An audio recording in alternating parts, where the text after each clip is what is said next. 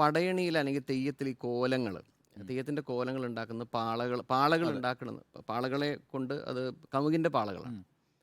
അപ്പോൾ വളരെ വളരെ ആക്സിഡൻ്റലായിട്ട് ഞങ്ങൾ കണ്ടുപിടിച്ചൊരു കാര്യം എന്ന് വെച്ചാൽ ഈ മംഗള, സുമംഗള, മോഹിത് നഗർ എന്ന് പറയുന്ന പുതിയ വെറൈറ്റികളുണ്ട്. ഈ വെറൈറ്റികളൊന്നും പാള ഉണ്ടാക്കാൻ അനുയോജ്യമല്ല. ഉം. അപ്പോൾ ഇത് ഞങ്ങൾ ഈ സാധാരണ നിലയ്ക്ക് പടയണി ഷൂട്ട് ചെയ്യാൻ വേണ്ടി പോയ സമയത്ത്, ഡോക്യുമെൻ്റ് ചെയ്യാൻ പോയ സമയത്ത് അറിഞ്ഞൊരു കാര്യമാണ്.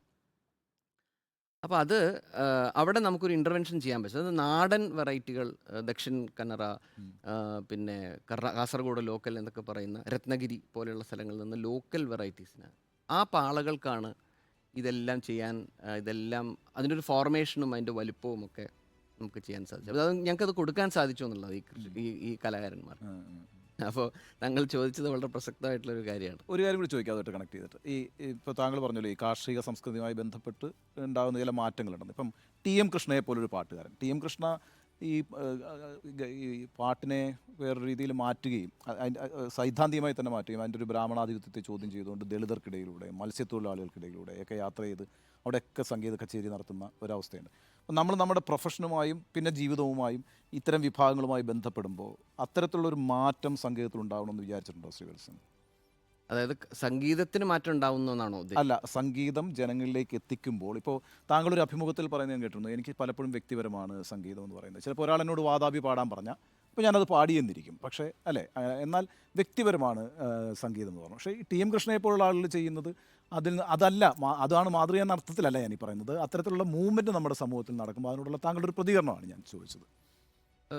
സംഗീതത്തിൻ്റെ ഫങ്ഷൻ എന്ന് ഞാൻ മനസ്സിലാക്കുന്നത് എന്താ വെച്ചാൽ, ഒരുപക്ഷെ അതിനൊരു സോഷ്യൽ കോസിന് വേണ്ടിയുള്ള സംഗീതമാവാം. ഉം. പക്ഷേ അതിൻ്റെ പർപ്പസ് മുഴുവൻ സെർവ് ചെയ്യുമോ എന്ന് എനിക്ക് സംശയമുണ്ട്. കാരണം ഞാൻ നേരത്തെ പറഞ്ഞ ഞാനൊരു സർവകലാശാലയിൽ ഒരു പോസിറ്റീവ് ഇൻ്റർവെൻഷൻസ് നടത്താൻ ശ്രമിക്കുന്ന ഒരാളാണ്. അതിൻ്റെ തന്നെ ബുദ്ധിമുട്ടുകൾ നമ്മൾ അറിഞ്ഞുകൊണ്ടിരിക്കുകയാണ്. ഉം.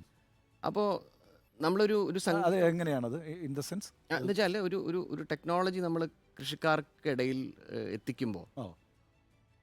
അതിൽ ഇപ്പോൾ ഒരു നല്ലൊരു കാര്യമാണ് എന്ന് വിചാരിച്ച് നമ്മളൊരു കൃഷിക്കാരുടെ ഇടയിൽ എത്തിക്കുമ്പോൾ അതിൻ്റെ പ്രയാസങ്ങൾ ഒരുപാടാണ്. കൃഷിക്കാരുടെ അവർ ചെയ്തുകൊണ്ടിരുന്ന പ്രാക്ടീസസിൽ തമ്മിലുള്ള വ്യത്യാസങ്ങൾ ചിലപ്പോൾ ഉണ്ടാക്കേണ്ടി വരും. ഒരു പുതിയൊരു വെറൈറ്റി നെല്ല് ഞാൻ പറയും. ഇപ്പോൾ ഉമ എന്നുള്ള വെറൈറ്റി ഇന്ന് കേരളത്തിൻ്റെ ഏകദേശം 85% സ്ഥലങ്ങളിലും ഉമ എന്നുള്ള വെറൈറ്റിയാണ്. ഇത് ഇത്രയും വർഷങ്ങൾ, അതായത് 15-20 വർഷം എടുത്തു ഉമയ്ക്ക് ഇത്രയും പോപ്പുലാരിറ്റി കിട്ടാൻ. എന്ന് പറഞ്ഞാൽ അത്രയും കൺവിൻസ് ചെയ്യണം നമ്മൾ കൃഷിക്കാരെ അവരുടെ.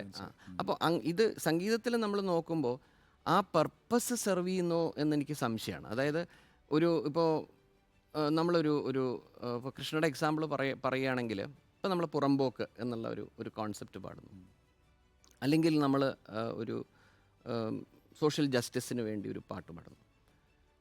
അത് ഒരു എഴുത്തുകാരൻ ഉദ്ദേശിക്കുന്ന രീതിയിലുള്ളൊരു ഡയമെൻഷൻ നമ്മുടെ സമൂഹത്തിൽ ഉണ്ടാക്കാൻ പറ്റുമോ എന്നുള്ളൊരു സംശയം എനിക്കുണ്ട്, എഴുത്തുകാരൻ ചെയ്യുന്ന പോലെ.